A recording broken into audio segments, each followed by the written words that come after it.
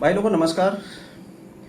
भाई लोगों आप सबसे निवेदन करना चाहूँगा कि लाइफ में देखते हैं अपन अक्सर जो किसान मजदूर टाइप के लोग होते हैं, कितना स्ट्रगल कर रहे होते हैं, कितना संघर्ष कर रहे होते हैं। मेरे को आज भी पिछले 20 साल 25 साल 30 साल के मतलब ऐसे बहुत सारे एग्जाम्पल हैं जब बहुत सारे गरीब लोग होते हैं वो अफसरों के चक्कर लगा रहे होते हैं कि कोई ना कोई काम करवाने के लिए, लेकिन अफसर लोग होते हैं उनके कानों पर कई बार जूं तक नहीं रेंगती है, उनकी दुर्गति हो रही होती है।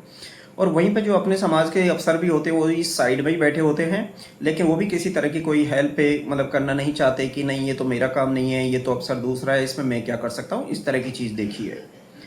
और ऐसे ही चलते चलते क्या होता है कि कभी कोई भी अफसर कोई नेति वेती मतलब पिट पिटा जाती है कहीं पे, तो भी कभी भी जल्दबाजी नहीं करनी है कि उसके लिए लड़ाई लड़ी जाए या एफआईआर करवाई जाए। उससे बेटर है कि आप लोगों को सबसे पहले उस अधिकारी से ये पूछना चाहिए कि जब समता पार्टी वालों ने जो लेटर निकाला था वो तो कर्मचारियों के खिलाफ था, उनको ही आतंकी कहा था, तो उसमें आपका क्या रोल रहा था? आपने कोई एफआईआर दर्ज करवाने की कोशिश की थी या कोई धरना प्रदर्शन की थी या कुछ भी ऑब्जेक्शन किया था?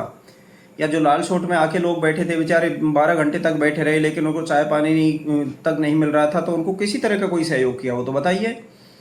दूसरा सवाल आप लोग ये भी पूछ सकते हो कि जो डोंगरी बांध के लिए जो विस्थापन हो रहा है, जो धौलपुर में विस्थापन हो रहा है, जो अलवर में विस्थापन हो रहा है, जो दौसा है ये यूआईटी में कन्वर्ट हो रहा है ना, इंडस्ट्रियल एरिया में कन्वर्ट हो रहा है, तो 265 गांव यहाँ से भी विस्थापित होने वाले हैं। तो उसमें आपका क्या रोल है? आपने क्या कभी किसी संघर्ष समिति को 2 पैसे भी चंदा दे दा के बोला है कि या किसी तरह का सहयोग किया है कि वो लड़ें? या कभी एक बार भी आपने अंदर से भी बोला हो कि संघर्ष समिति आप संघर्ष करो, हम आपके साथ में हैं? तो ये दूसरा सवाल कर लिया करो।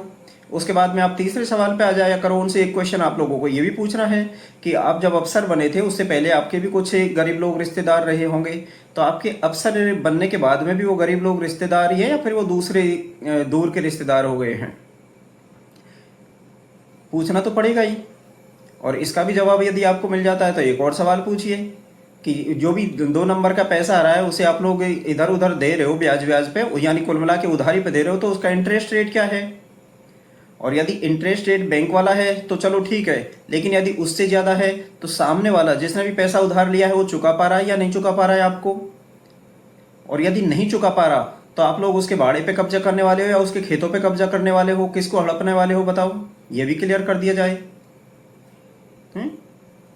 ऐसे बहुत सारे सवाल हैं। यही लोग होते हैं जो भात जामनों में पड़ोसी के साथ में जाते हैं और एक गरीब से गरीब आदमी जिसके 21,000 रुपये देने की हैसियत नहीं होती उससे 51,000 1 लाख और 2 लाख दिलवाते हैं। जब वो बेचारा गरीब हाथ खड़े कर देता है कि नहीं मेरे पास तो पैसे भी नहीं है, मेरी बश की बात भी नहीं है, पंचो माफ करो, तो ये लोग है ना निकाल निकाल के लाख लाख रुपए की गड्डी देते हैं। नहीं भाई पैसे तो मैं लेके आया हूँ ना, आप तो दो ना। क्योंकि जब तक उस गरीब को ये लोग कर्जा नहीं देंगे तब तक उसके बाड़े पे उनके खेत खलियानों पे कब्जा कैसे करेंगे? यही एग्जाम्पल आ रहे हैं ना, यही उदाहरण है ना हमारे समाज में गरीबों के शोषण के। तो इस तरह से मतलब आप लोग भी सवाल करना सीखो। इन सवालों के जवाब मिलने के बाद ही आप किसी की आवाज़ उठाओ या किसी का फेवर लो या किसी के लिए एफआईआर करवाओ।